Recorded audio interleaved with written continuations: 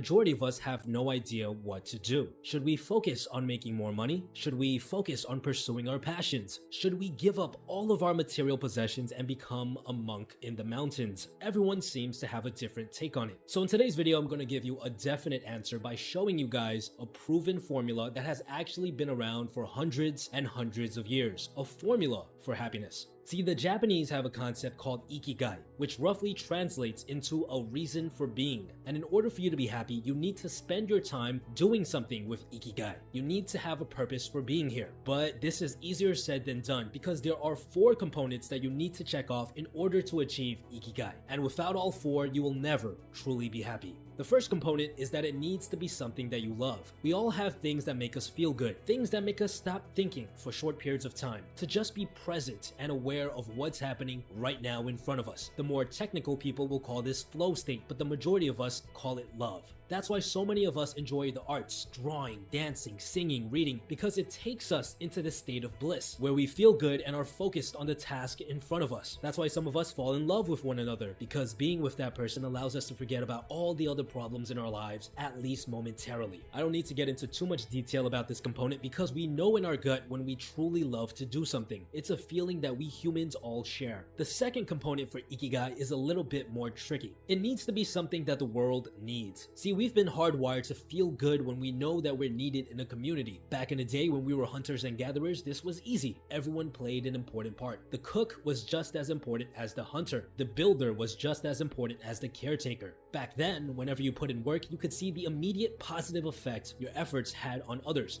But this isn't the case nowadays. Most of us work in offices, being given small roles in a massive company, where even if we work our butts off, it's hard to see the positive effect our work has on the rest of the world. It feels like our work isn't really helping anyone. It feels like if we quit our job one day, no one would even care because, to be honest, nothing would change. You need to find something that the world needs, something that you can do that will create a visible, positive effect on those around you. The third component for Ikigai is that it needs to be something that you can get paid well for. Now, I know, right out the gate, some of you are automatically going to say something like, oh, improvement pill. You don't need money in order to be happy, but let's be real. Money is what puts a roof over your head, food in your mouth, and clothes on your body. Without enough of it, you're going to spend the majority of your time stressed out of your mind, wondering how you're going to get by. And it's not enough to just be making some money. You need to be getting paid well enough to live a comfortable life. So it really depends on where you live. For example, you could live like a king off of 30,000 USD a year in some countries, but in a place like New York City, that would barely be enough to cover your rent. If you're not making enough money to live without stress, then you will never achieve happiness. The fourth and final component you need to have in order to achieve Ikigai is that it needs to be something that you're good at. Now, this doesn't mean that you need to be born with talent. This actually means that you're able to put in the time and effort in order to get better at this skill. Let's say, for example, you want to become a motivational speaker. When you first get started, you're terrible. You have stage fright, you stutter a lot, you forget what you're supposed to say. But over time, as you practice more and more, you start to overcome these obstacles. You start getting applause from the audience. That's what it means to be good at something. Not to be good from the get-go, but to be able to overcome obstacles and improve at this skill. This overcoming of obstacles creates a very fulfilling feeling inside of you, which is why it's such a crucial component of Ikigai.